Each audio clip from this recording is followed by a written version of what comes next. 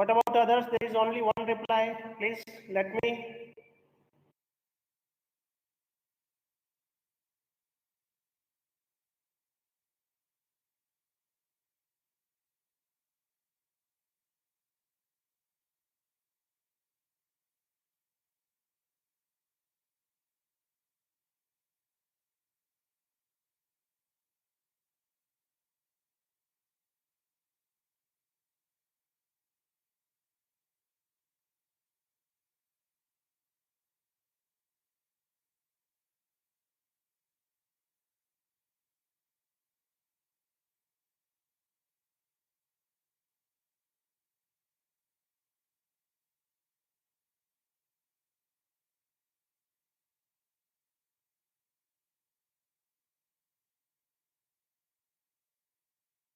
What are the things are going to affect the language design?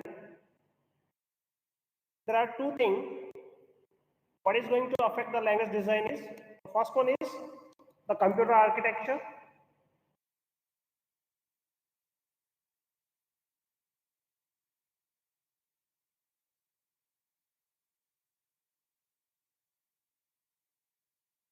And the second part is the programming design methodologies that we have studied already in the starting. What are the design methodologies? I'll come back to you about it later. So these are the two concepts, computer architecture and the programming design methodologies will affect the language design. First, we'll study about the computer architecture. I think you have studied the computer architecture already, right? COA, you have studied already, right? Yeah, I think in the second year you have studied about it. Then how the computer architecture is going to affect the language design? What computer architecture teach you people? It teach you that how your computer hardware works, how all the components, your CPU, your memory, your storage devices, how they are connected with each other, how the CPU is able to take the input, and then how it is able to produce the output. Then the study of these concepts is nothing but the computer architecture will explain you, is it not? Then how this computer architecture can affect the language design that we are going to study in the first part. Okay, is it clear with you?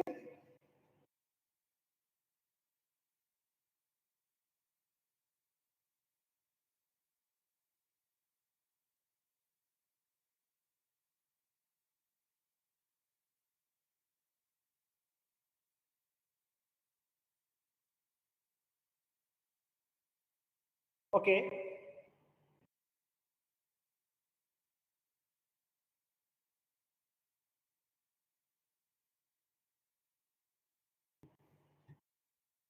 Now you can see the first part, the computer architecture.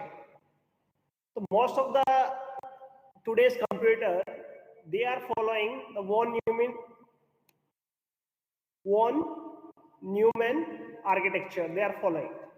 What is this von Neumann architecture? Any idea about it?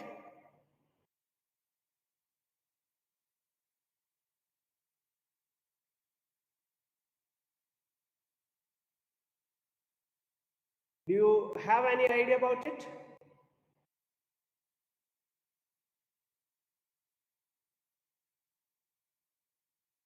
But you have studied the computer architecture, you people are saying no?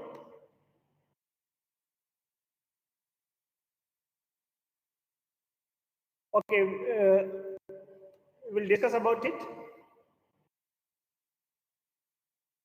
So we use imperative language at least in part because we use von Neumann machines. So how this von Neumann machine works?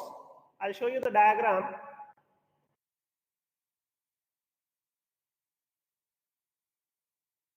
Now this is von Neumann architecture. The architecture, what you're able to see on the screen is von Neumann architecture. Now, how it works, you can see here. Most of all the current computers available, they work on this only. So you can see there is a memory. Memory stores both instructions and data. Okay. 1 minute, I am not able to find out the marker.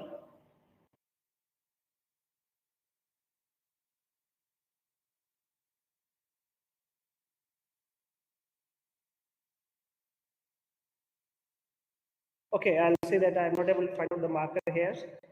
Are you able to see my pointer, mouse pointer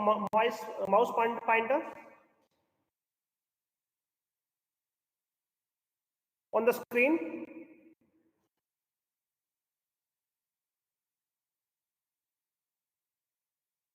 Students, are you able to see my mouse pointer on the screen? No. Are you able to see my pointer now?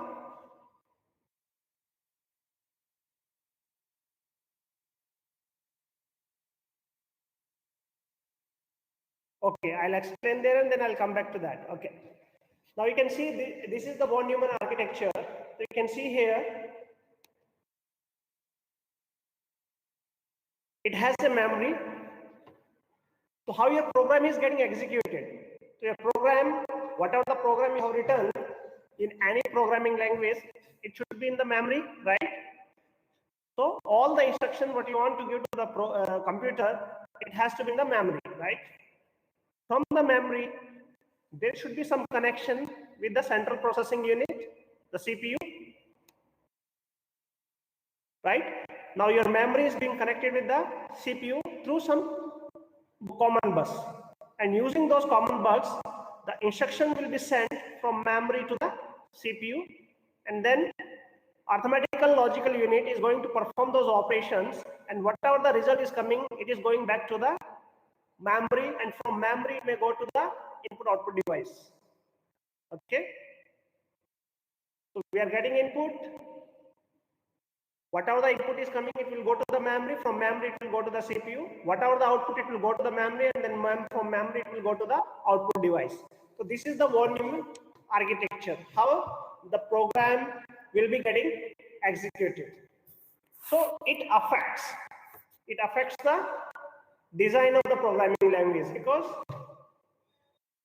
the program has to be executed by the machine only. Then how your machine architecture is there, that is going to affect the performance or execution of the program. Clear? I hope it's clear. Now we'll see that. Now what are the points?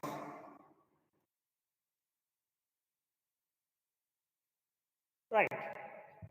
So data and program stored in the same memory. This is the core feature of von Neumann architecture. Data and memory will be stored in the same memory. It is not separate. The first point. Memory is separate from the CPU. It's like your RAM that is separate from the CPU. CPU can have its own memory internally, but the core memory, what you are using for executing of all the instructions, that is separate from the CPU. Instruction and data are piped from memory to the CPU. Means the instruction or data will be sent from memory to the CPU, and it will be piped as per the priority. Priority 1, the data will be first. After that, the lower priority, like that it will be continuous, and one by one it will be sent to the CPU. Second, the result of the operation in the CPU must be moved back to the memory. Whatever the execution happened, and due to that instruction execution, whatever the result is coming, that will go back to the memory, and from that memory it may go to the output device. Clear? Basis for imperative language is what? Variable model memory cells. Means what? Those memory cells, they can store the data, and the value can be updated into that. What do you mean by variable? You can assign some value, and that variable value can be changed time to time. So that is the concept here. Variable model memory cell means you can do the read and write operations on those memory cells. Clear? After that, assignment statement model piping means the value will be assigned in a pipe one by one as per the priority. And the third is iteration is efficient. In the imperative language means the loops, the same set of statements will be continued in a loop. I think you have studied instruction cycle in the computer architecture. Have you studied? Anybody remember that? What do you mean by instruction cycle?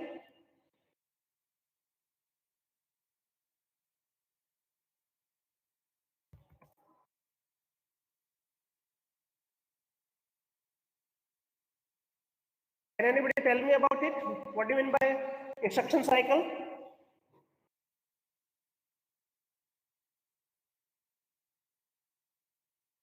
Any idea? Okay, if you don't know, you can type the no. If anybody knows,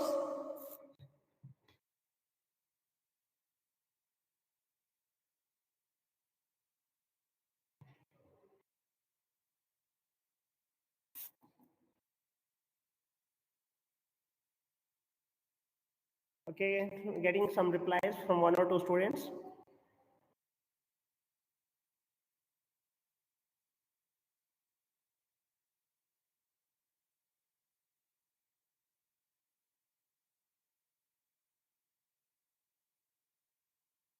Yes, you know about it.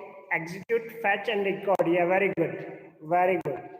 See, instruction cycle is means you have to fetch the instruction from the memory. After fetching, what you have to do? You have to decode.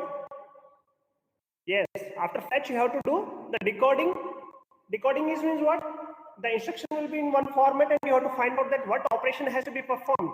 The decoding process will find out, okay, what operation has to be performed because that operation will be written in some code. In some bits will be there. Those bits, if you read in the instruction cycle, and then only the system will come to know, okay, what operation has to be performed. The first is the fetching from the memory, then decoding, and after decoding, the execution is done. Means the instruction will get executed. Clear? See, and then there are some, and it will happen in a sequence. Two instructions cannot be executed parallelly. Okay, right? So it will be like a pipeline system. Also, I think you have studied in computer architecture. Okay, clear. So this is what, based on that only, most of the languages will support the von Neumann architecture. Means at a time only one instruction will be executed. There is a program counter. What will be the next instruction will be executed? What the use of program counter? Can you tell me? What is the value of a program counter when I am talking about instruction cycle?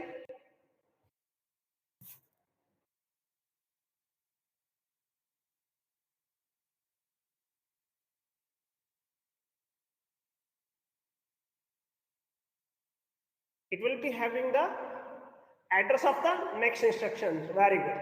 So what happens at that time when one instruction is getting executed, at that time the instruction can be fetched from the memory and can kept ready in the pipe so that it can be executed next. When it will go to the execution part, then again the next instruction can be fetched. So like that only most of the programming languages are going to be executed, right? So architecture of your system, it influences the design of the language very much. Is it clear for everyone, the first part? Hope it's clear for everyone.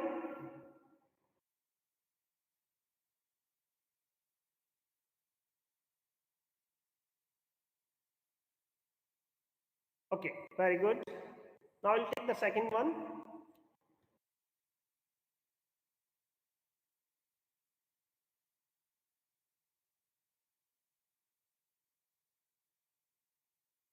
Programming.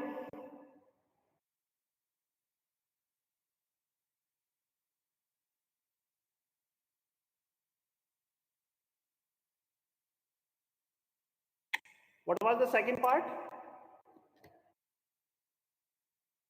Programming design methodologies. I think we have studied in the first class what are the different types of methodologies or the types of programming.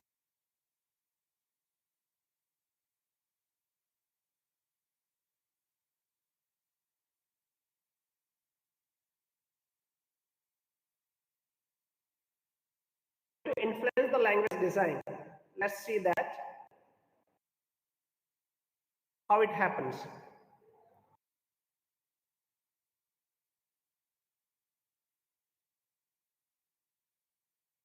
Now, when the first programming language came into the picture, it's in 1950s and early of 1960s.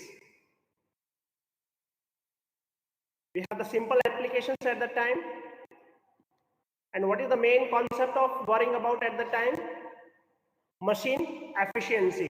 How effectively it can work on a machine, or at the time most of the programs are written in machine languages. Okay. So again, it may affect the design of a programming language, because what is the ultimate goal? The programs will be written in the machine language and machine is going to be executed directly. The performance will be maybe higher at the time.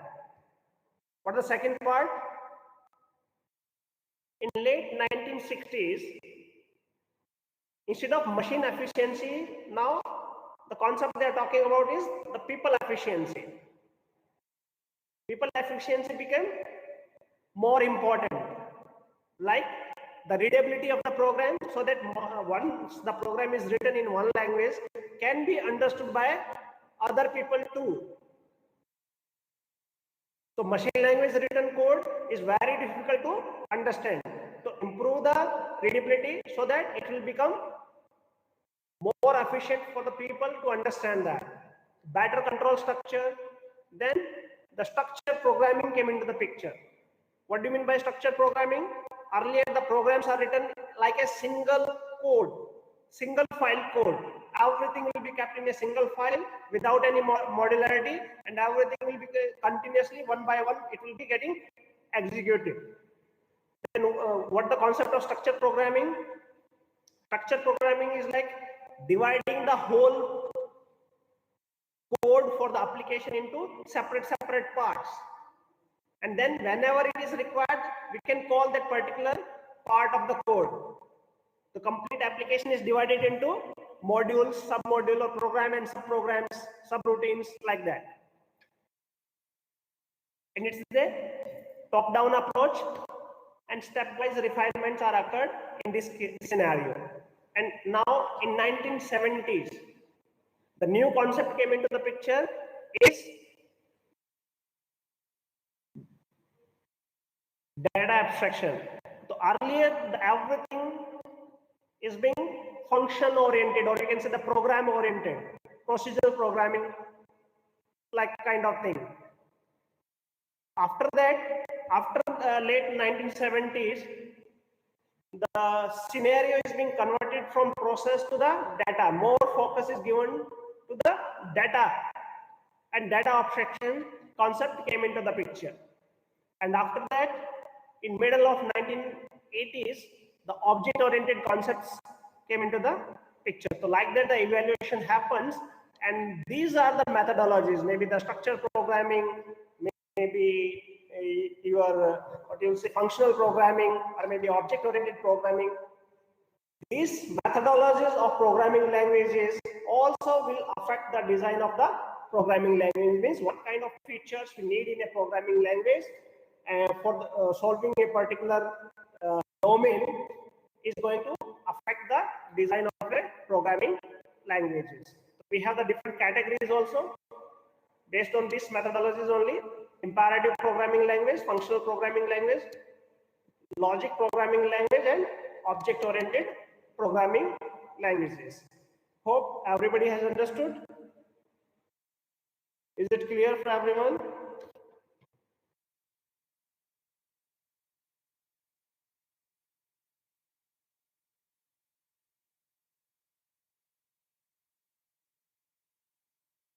I think I have given one assignment in the starting to all of you students.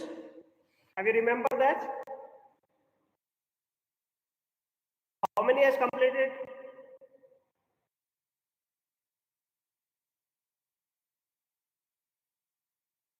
Please reply. Have you understood the concept till now? What I have taught you? Any doubt and clarification?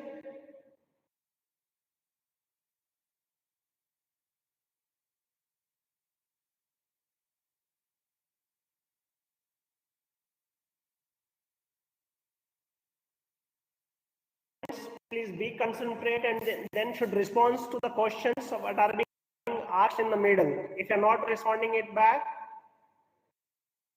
I feel that you are not listening the submitted to whom you have submitted. What assignment I have given actually? Actually, I have asked to people from the 1950s to till now, what are the programming languages came time to time. You have to tell me and their types. You have to explain one diagram I have shown you, right? You have to write some 4 or 5 lines for each language.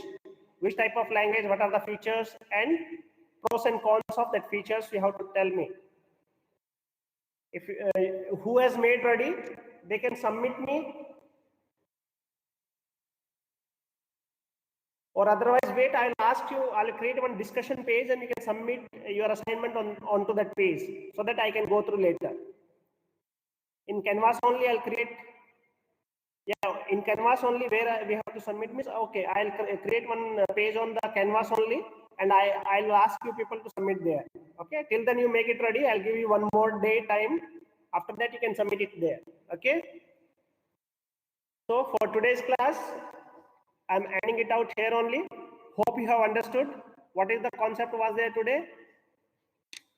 Influence on programming language. What are the criteria is going to influence the programming language? So first, programming language design. So first was the computer architecture. What kind of architecture we are using?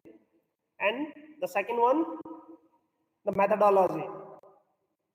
Language design methodologies. So we have studied those 2 parts. Hope you have understood. Thank you very much.